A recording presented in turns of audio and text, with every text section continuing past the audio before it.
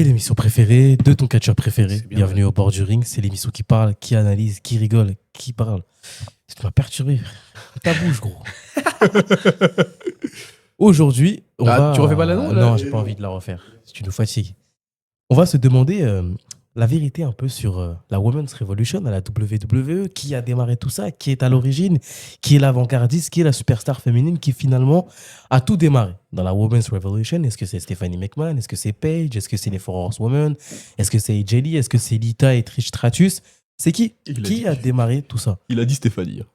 Ouais, bah, elle a Ouais, eu il son faisait rôle. partie des promos. Elle Voilà, a eu tout son simplement. rôle, on en reparlera, mais... C'est comment celui qui critique Stéphanie? Alors, écoute, moi, tout va très bien. Écoute, là, je suis en train de penser au déguet que ta maman, que je salue, nous a préparé. Sinon, c'est une belle journée, tu vois, une belle journée ensoleillée, comme on voit, et voilà, quoi. C'est comment, Tim? Très très bien, ça va bien. Merci à ta maman pour la régalade qui arrive. Puis voilà, tout va bien. Voilà. Ouais, c'est cadeau. C'est cadeau. Parce que moi aussi, j'en ai. Je vais pouvoir ramener ça au taf. Qui est à l'origine? Je pense que tu peux pas répondre un seul nom, parce que déjà, la Women's Revolution, je pense que c'est un processus qui a pris du temps, sur plusieurs mois, etc. Mois ou année? Moi, je te dirais plusieurs années même, avant que le produit soit vraiment fini et que les femmes soient vraiment, vraiment considérées comme ce qu'elles sont aujourd'hui. Parce qu'il ne faut pas oublier qu'elles partent de très, très loin, hein. À l'époque, on parlait des divas. Et même quand on parlait pas de divas, il faut voir, bah, tu as cité Lita et Trish Stratus. À leur époque, ok, elles deux étaient beaucoup mises en avant. Mais Et encore. il y a eu des storylines de cons, hein. Quand Lita, elle fait la célébration avec le titre Edge, Waouh. Trish Stratus, elle a été dans des sales trucs aussi avec Vince McMahon un petit peu plus tôt pendant l'Attitude Era. On revient de très très loin. Moi, je te dirais forcément, il y a la promo avec Stephanie McMahon qui, selon moi, reste vraiment un moment marquant. Mais après, pour rapidement citer quelques noms, forcément, tu vois, la génération des Paige et des AJ Lee a contribué à déjà ce qui est cette amorce. Et des athlètes comme Becky Lynch, comme Sasha Banks, etc. Pour moi, c'est Charlotte Flair, bien évidemment, font partie de cette relève-là. Et c'est une combinaison de ces deux générations-là qui a fait qu'on a eu cette révolution-là. Et toi? Alors là, déjà, je vais aller beaucoup plus loin que vous, parce que quand vous parlez de révolution, vous pensez forcément aux années 90. Le catch féminin n'a pas commencé dans les années 90. Donc je vais devoir aller beaucoup plus bas. Évidemment, quand il a parlé de révolution, en fait, il n'y a pas vraiment de moment précis. En fait, c'est des époques. À chaque époque, il y a eu des progrès. Là, je vais penser aux années 60, même aux années 50. Des noms comme Mildred Burke ou Fabulous Moolah à l'époque. Fabulous Moolah qui est restée championne pendant 27 ans pour vous dire à quel point il n'y avait pas vraiment de concurrence. Après, on a les années 80, donc toujours Fabulous Moolah qui était toujours là.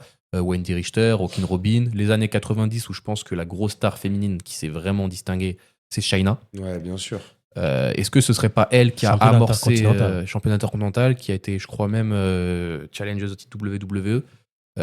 Est-ce que ce serait pas, on va dire, elle qui a vraiment amorcé un processus où les catcheuses devenaient de plus en plus respectées? Processus qui s'est totalement effondré à la moitié des années 2000 quand l'ère des divas est arrivée, avec ce qu'on connaît, les Jillian Hall, les Bella Twins, avec tout le respect. Bon, les Bella Twins, pour moi, même si, entre guillemets, Nikki Bella, elle est devenue au top du panier fin des années 2015, pour moi, Bella Twins, c'est avant tout 2009, 2010, à l'époque où c'était pas ouf. Et Kelly, hein, j'ai un grand amour pour elle, mais bon, Kelly, c'était un peu aussi, on va dire, malheureusement, c'était une époque où tu prenais une catcheuse, non pas pour ses capacités in-ring, mais pour le physique et pour, comment dire, ce qu'elle pouvait apporter. Petite anecdote, Gail Kim, qui a, avant d'avoir son run connu à la WWE dans les années 2010, elle était déjà championne féminine, je crois, en 2003 ou 2004. Pour l'anecdote, c'est un scénariste qui a conseillé à Vince McMahon de l'employer parce que sous prétexte qu'elle était asiatique, en fait, avant, il y avait une mode des actrices de films pour adultes asiatiques et ils l'ont uniquement pris pour ça. Hein, voilà. Bon, c'est pour vous dire qu'à l'époque, les catcheuses n'étaient pas vraiment considérées. Après, évidemment, ils ont amorcé la révolution féminine, je crois, en 2016. Ouais, donc c'est l'arrivée des Force Horsewomen, d'autres catcheuses qui ont intégré le roster, des catcheuses avec des profils un peu différents. Donc je vais penser notamment à AJ Lee, à Paige ou même à Shayna Baszler. À Naomi. Voilà, c'était des profils totalement différents. Après, là où je voudrais dire que la WWE a absolument rien amorcé, je suis désolé, dans les années 80, les années 90, au Japon, les catcheuses, elles étaient limite au même niveau que les hommes. Je pense à Akira Okuto, je vais penser à Manami Toyota ou à Jakong. Faut pas que la WWE se mette en porte-drapeau de la révolution féminine, alors qu'en fait, eux, ils ont des décennies de retard sur ce qui se faisait déjà avant. Mais si on parle de révolution actuellement, on va pas se mentir, même si entre guillemets ça a été amorcé par AJ Lee voire Page, bah, les Force Horsewomen quand même, non, elles ont. Je pense que c'est vraiment le porte-étendard de cette nouvelle génération de catcheuses. Je sais pas. Pour moi, ça resterait Trish Stratus et Lita qui sont à l'origine de cette révolution-là. Parce que sans ces deux superstars-là, bah, aucune des superstars qu'on voit actuellement serait à la WWE. C'est trop facile de dire ça. Bah, c'est la vérité. Ouais, mais c'est trop facile. Mais c'est la vérité. C'est elles qui ont mis un pied dans. Qui ont permis à la division féminine d'être reconnue à leur mais juste c'est valeur. comme le mec qui disait ouais, sans Hulk Hogan, il n'y aurait aucun de vos catcheurs préférés. Oui, c'est Ça, vrai, c'est faux. mais bon, Ça, voilà, c'est faux. Ça, c'est faux. tu vois. Mais c'est elles qui ont permis à la division féminine d'être reconnue à leur juste valeur et qui ont un poids énorme sur le développement de la WWE à la telle qu'elle est vis-à-vis de la division féminine. Et ça a été montré. Tu as des vidéos d'AJ Lee, toute gamine, qui était contente de voir Lita, qui était contente de voir ce qu'elle faisait. Et quand on a vu le traitement qu'elles avaient avec un Vince McMahon, avec un Edge, ou comment Lita était forcément utilisée, c'était des superstars qui avaient un charisme, qui avaient des qualités sur le ring. Mais bon, même si le moonsault de Lita, je ne suis pas forcément fan, parce que le moonsault, à chaque fois, tu as l'impression qu'elle va se briser la nuque. Mais pour moi, c'est vraiment les pionnières de cette révolution féminine. Et en plus, au-delà du fait que ce soit les pionnières, c'est pas pour rien si on a mis Lita pour présenter le nouveau titre qui remplaçait le Divas Champion. C'est pas pour rien qu'on a mis Lita pour venir présenter la nouvelle ceinture Women's. C'est pas pour rien qu'à chaque fois on présente Lita et Trish Stratus comme les avant-gardistes, comme celles qui ont tout amené dans la division féminine. Parce que c'est vrai, parce que pour moi, Shayna n'a rien amené dans la division féminine. C'était juste une montagne. enforceuse. Une enforceuse de qualité parce qu'elle avait un physique, mais elle n'a rien apporté. En fait, elle était juste avec la DX et pour la division féminine, elle n'a rien apporté, en fait, Shayna. Il est dur, hein. Non, là où je trouve qu'il a raison, entre guillemets, c'est que Trish Stratus et Lita, il y a eu une vraie rivalité. Il y a eu des vrais matchs, il y a des choses mémorables. Chyna, elle est mémorable, elle est légendaire, etc. Mais au final, on la retient plus pour ce qu'elle a fait dans sa carrière, elle, mais pas par rapport au catch féminin. Je vois ce que tu veux Dans le dire. sens où, tu vois... Son après-carrière ou... Il n'y a pas d'apport sur la division. Je te parle même pas de ça. Mais c'est ça, en fait, tu te souviens que Paix à son d'elle âme. à cette époque, mais parce qu'elle a affronté des catcheurs masculins, parce qu'elle a participé au Royal Rumble, parce qu'elle a été championne intercontinentale. Mais tu vas pas dire, ah oui, je me souviens de la rivalité entre Chyna et une autre catcheuse, parce qu'au final, c'est pas ce qui a été marquant. Alors que Lita et Trish Stratus, même si pour le coup, malgré leur explosion, il y a eu le creux avec les divas, il y a quand même cette rivalité. Tu as quand même eu d'autres superstars un petit peu derrière, comme Melina, etc., qui ont eu aussi une certaine exposition. Après, le vrai point de départ, je pense que ça reste quand même il y a une petite dizaine d'années. Mais ça a pris du temps. et pour le coup, Lita et Trish Stratus, elles ont eu un plus gros impact que Chyna, où là, c'est vraiment un phénomène isolé. Juste moi, le simple fait que le premier Money de Bank féminin de l'histoire, c'était en 2017, je crois. Ouais, à peu près. Bah, pour dire qu'ils ont entendu 2017. Autant un Royal Rumble, je peux comprendre. Et encore, les Royal Rumble actuellement, c'est un peu compliqué dans le sens où t'as pas 30 catcheuses dans le roster. Les premiers Royal Rumble féminins qu'il y a eu, c'était 15 catcheuses actives et 10 légendes qui venaient, quoi, tu vois. Bon, ça fait 25, excusez-moi, on en rajoute 5 autres. Donc, je pouvais concevoir, entre guillemets, qu'un Royal Rumble féminin, c'était pas super optimisé, quoi, tu vois. Mais sinon, les gars, un Money in the Bank, tu te dis waouh. Et donc, ça rejoint ce que j'ai dit, que la WWE se mette pas en tant que grand annonceur d'une potentielle révolution féminine, alors qu'ils sont à des années-lumière de ce qui se faisait avant, quoi. Déjà, le premier main event féminin en WWE, je crois, je sais pas si on a eu dans les années 90 entre Lita et Trish Stratus. Non, elles n'ont jamais fait de main event. Mais à part ça, il a fallu attendre Sasha Banks contre Charlotte Flair à Hell in a Cell 2016 quand même. 2016, les gars. C'est peut-être que je me trompe, hein, mais 2016. Mais c'est aussi parce Après, que... c'est pas la même époque, il n'y avait Ouais, pas le même mais- roster. C'est ça, et pour la WWE, division féminine. Juste, elle reflète la réalité du sport. Tu regardes dans d'autres sports, je fais un rapide parallèle avec le MMA. Bah, l'UFC, c'est un peu comme la WWE. Dana White, c'était pire, hein, il a dit jamais. Et au final, oui, il a fallu attendre l'explosion d'une Ronda Rousey pour qu'il y ait vraiment des femmes à l'UFC. Et l'UFC, en MMA, ont été parmi les derniers à proposer des vrais combats féminins. comme la WWE, parce qu'il y avait aussi les knockouts à la TNA. Ouais, ils avaient une discussion. Ouais. Donc il y avait aussi un peu ce côté comme les divas, où il y avait ce côté vitrine, mais pour le coup, tu avais quand même aussi du catch féminin qualitatif. Et puis voilà, le catch japonais dont tu as parlé, sur lequel tu étais bien plus calé que nous. Donc au final, la WWE, c'est juste que... En fait, je pense qu'ils ont estimé jusqu'à une certaine période, ils n'avaient pas besoin de ça. Tout simplement pour que leurs produits marchent et pour que leurs produits attirent. Et puis même aujourd'hui, je me rends compte que la WWE, la plupart de leurs performeuses, elles ont catché au Japon avant. Bon, déjà, Io Sky pour commencer, Kairi Sane, Stéphanie Vaquer aussi a catché là-bas, Julia a catché là-bas. On prend du côté de la EW Tony Storm. En fait, la WWE et les États-Unis plus largement, ce n'est pas l'Eldorado du catch féminin. Ce n'est absolument pas la place rêvée pour les catcheuses. Hein. Ouais, mais là, on parle plus de qui a été le porte-étendard de la révolution à la WWE. Je sais, à la WWE, mais là, justement, c'est la WWE n'a rien amorcé, justement.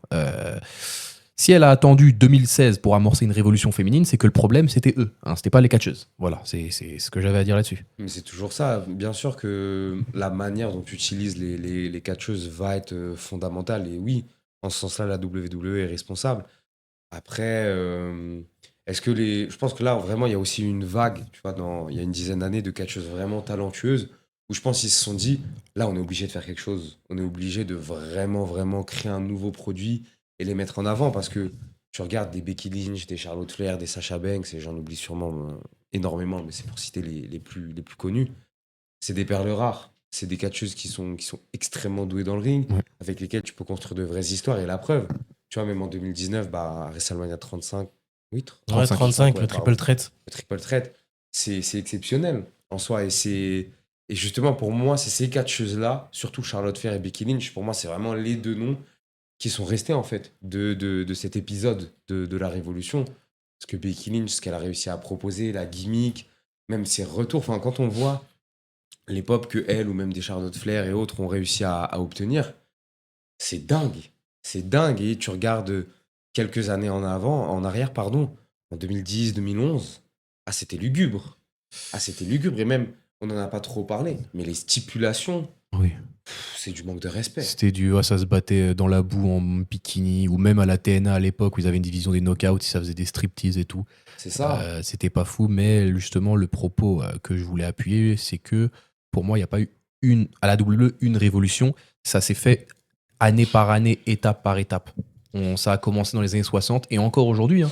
Encore aujourd'hui, maintenant, je pense qu'il y a encore du travail à faire, mais là, actuellement, on a des catcheuses, je pense notamment à Rhea Ripley, qui sont limite plus over et plus populaires que des catcheurs masculins. Ouais, bien sûr. Mais Et dans ce cas-là, est-ce qu'on pourrait dire qu'elle a aussi amorcé une révolution, tu vois En fait, une révolution, c'est pas quelque chose c'est quelque chose qui mute, c'est quelque chose qui est en mouvance, tu vois. Ça reste pas non, immobile. bien sûr. Je sais pas si elle va amorcer une révolution, parce que tu peux pas le faire tout Mais quel est le seul. point de départ Le point de départ. de la révolution féminine? Non, bah moi, je suis désolé, je suis obligé d'aller à l'origine. Pour moi, c'est Fabulous Moolah dans les années 60. Non, arrête. Ah, Non, si, mais bah non, si, mais non, si, mais non. Ça n'a si. rien fait pour la Les gars, division féminine. le contexte à l'époque, les femmes, c'était la cuisine. Oui, mais il y a rien eu derrière. Il y a rien eu dans les années 70, dans les années 80. Ça a été Après, dit dans s'il n'y a le rien, documentaire s'il y a de Vince rien McMahon. eu, s'il y a rien eu, certes, c'est parce que Moolah, c'était une dictatrice et que dans les années 80, quant à Wendy Richter, qui était pressentie pour être la nouvelle grosse star féminine, même elle était accompagnée de Cyndi Lauper à l'époque, bien sûr, à dans les WrestleMania. années 80, ouais. Fabulous Moolah, elle a mis son veto, elle a tout fait pour pourrir Wendy, ce qui fait qu'elle n'a jamais eu la grosse carrière. Donc certes, si on part de ce postulat-là, oui, Fabulous Moolah, elle n'a pas fait grand-chose au final pour le catch, parce que si tu fais une révolution que pour ta gueule, mais que ça profite pas aux gens, ce n'est pas une révolution. Donc là, je te donne raison, Surakata, c'est pour ça que je change d'avis et que Fabulous Moolah n'a amorcé aucune révolution, à part Du la coup, sienne, c'est quand?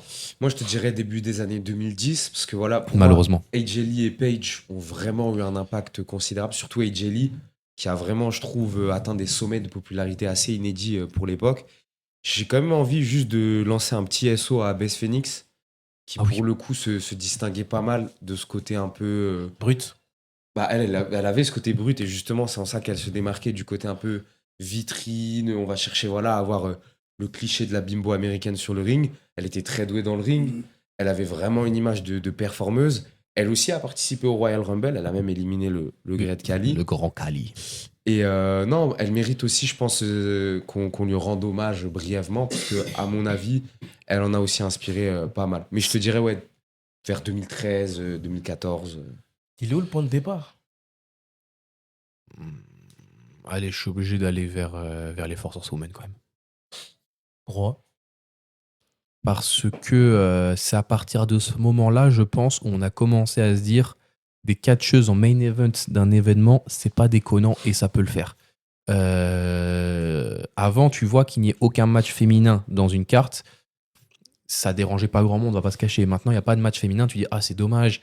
Non pas parce qu'entre guillemets, pour une question de parité ou quoi, mais vraiment parce qu'elle pouvait apporter quelque chose de plus. Et je pense qu'en fait, à cette époque-là, excusez-moi, mais c'était pas les Bella Twins ou Gillian Hall ou Candice Michel ou Kelly Kelly qui disaient oh putain, j'aimerais bien avoir un match féminin sur la carte.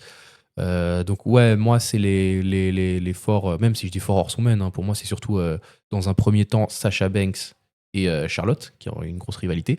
Becky Lynch elle a pris le flambeau parce que Becky Lynch avant de devenir The Man c'était un peu poussif hein, quand même, hein, c'était pas ouf. Hein. Becky Lynch 2015-2018 c'était pas folichon. Donc ouais, je reste moi sur l'avis initial, c'est vraiment elles qui ont vraiment marqué le plus cette révolution dans le catch féminin aux États-Unis. Moi, ça va être 3 personnes. Ça va être Paige, parce Ok. que c'est elle qui a été l'instigatrice de la révolution féminine. Elle l'a dit à plusieurs reprises, plusieurs promos. Sasha Banks et Charlotte Flair. Parce qu'on dit souvent les Four Horsewomen, mais il faut se remémorer ce qu'étaient à l'époque les Four Horsewomen lorsqu'il y a eu la révolution féminine. Becky Lynch, Charlotte Flair dans la même équipe avec Paige, Sasha Banks avec la team Bad. Et il y avait Nikki Bella, et Brie Bella qui était en équipe avec Alicia Fox. Alicia Fox. À ce moment-là, Bayley était encore à NXT. Becky Lynch était poussive, comme tu l'avais dit, et Charlotte Flair était celle qui allait aller le plus loin. Mm. Et c'était uniquement ces 3 femmes-là qui ont permis à la division féminine d'avoir un élan complètement dingue dans ce qu'était la WWE de l'époque, où il y avait bien entendu les hashtags Women's Revolution, une meilleure exposition des femmes à la WWE. Et pour moi, en fait, on dit souvent les Four Horsewomen parce que c'est le nom de l'équipe, c'est les 4 personnes qui sont connues à NXT, qui ont évolué ensemble. Mais il ne faut pas se méprendre. Bayley et Becky Lynch n'ont eu aucun apport entre guillemets dans la révolution féminine. Elle profite du à collectif. partir de, elles profitent du collectif. Ou pour ceux qui ont suivi les cours de CS comme moi et Tim, le syndrome du passager clandestin. Et Voilà. pourquoi moi j'ai pas suivi les cours de SES? Je sais pas moi. Ah Parce qu'on en a non. jamais parlé. T'en as jamais parlé? T'as suivi des cours de SES? En seconde, je crois. Ça ne bien. nous intéresse pas. Parce Ouais, que bah, c'était pas en seconde. C'était en première. Donc, J'étais en première professionnelle, hein, donc le SES. Hein, wow. donc voilà. Donc justement, voilà pourquoi on t'a pas cité, mon gars. Mépris de classe. Et justement, pour moi, en fait, la révolution féminine, c'est uniquement Sasha Banks, Charlotte Flair et Paige. AJ Lee, le problème, c'est qu'il y a eu beaucoup de mise en avant par des paroles, mais derrière, ça s'est vite estompé parce que la révolution féminine démarre après WrestleMania 31. Et après WrestleMania 31, AJ Lee est un peu mis sur le côté parce que c'est Paige qui va être mis en avant et notamment Charlotte Flair aussi qui va être mis en avant pour mettre un terme au règne de Nikki Bella de Divas Champion qui avait un règne très très long. Et pour moi, quand on dit Four Horsewomen, c'est un petit peu de manière généraliste parce que Becky Lynch et Bayley n'ont eu aucun apport dans la révolution féminine. Il n'y a pas eu d'apport réel dans cette révolution-là parce que Becky Lynch était encore un maillon faible et parce que Bayley était encore à NXT. Charlotte Flair, c'était la meilleure lutteuse nord-américaine à ce moment-là et pourtant elle était encore très jeune. Sasha Banks, c'était une des meilleures lutteuses de sa génération et Paige était vraiment le porte-étendard de cette révolution et on l'a vu venir et on l'a vu et d'ailleurs heureusement parce qu'en vrai de vrai la carrière de Paige sans ça aurait été compliqué, mais c'est ces 3 femmes qui sont à l'origine de la révolution féminine qui ont réussi à raviver la flamme qu'avaient mis en place un petit peu Trish Stratus et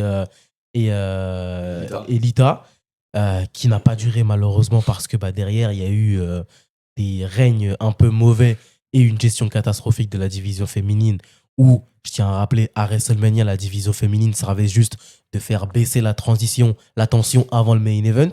Voilà là où on était la division féminine à l'époque. C'est une version polie pour dire match pipi, quoi. Exactement. Match pause pipi. Voilà, c'est vraiment le match pour faire retomber la tension. Et donc voilà.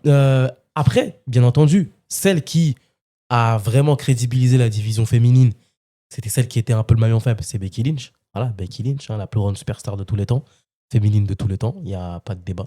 Moi, je suis d'accord. Hein, mais regarde, Non, moi, je suis non, d'accord. Pas de débat. C'est qui Non, hein C'est qui Si je vais dire mon nom, tu vas dire oh, t'es des trucs de voiture C'est qui japonais. C'est qui Mais les gars, Manami Toyota lui met une drill, mais vous connaissez pas. D'accord. On fera une vidéo là. Mais sinon, pour moi, Mercedes Moné est meilleur. Manami Toyota, ok. Renseigne-toi sur Tata Manami, sur Ok. Khalti Manami. Ok. Si tu veux, je te prends un bol tout à l'heure. Vas-y, avec plaisir. Ok. Un habitué. Bon, en fait, les gars, Il y a un ami qui nous a montré. en gros, un gros message. il m'a fait comprendre que le Joshi ne l'intéressait pas. Voilà. Mais bon, même aujourd'hui, hein, les catcheuses au Japon, le Joshi, la Stardom, c'est beaucoup mieux. Mais bon, ça, c'est un autre débat on en parlera peut-être un jour. Non. D'accord. Les amis, dites-nous qui a été à l'origine de la révolution féminine. Qui a tout commencé? Qui a permis à ce que les femmes aujourd'hui soient des noms importants comme Bianca Belair, comme Rhea Ripley par exemple? Partagez, commentez, likez, abonnez-vous, mettez les 5 étoiles sur Spotify et d'ici là, à la prochaine. Peace. Salut. Portez-vous bien.